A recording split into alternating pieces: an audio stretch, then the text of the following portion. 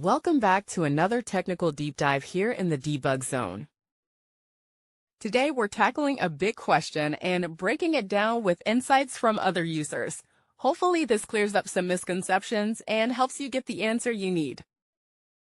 So buckle up, stay a little curious, and let's jump right in.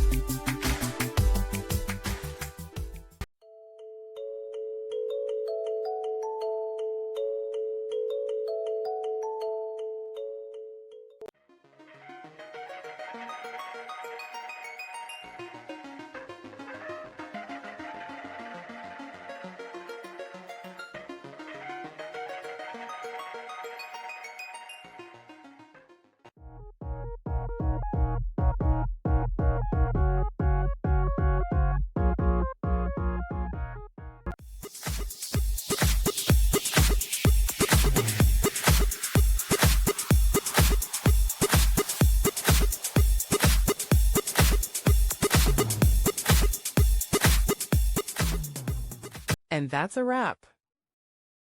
I hope you found the answer you were looking for.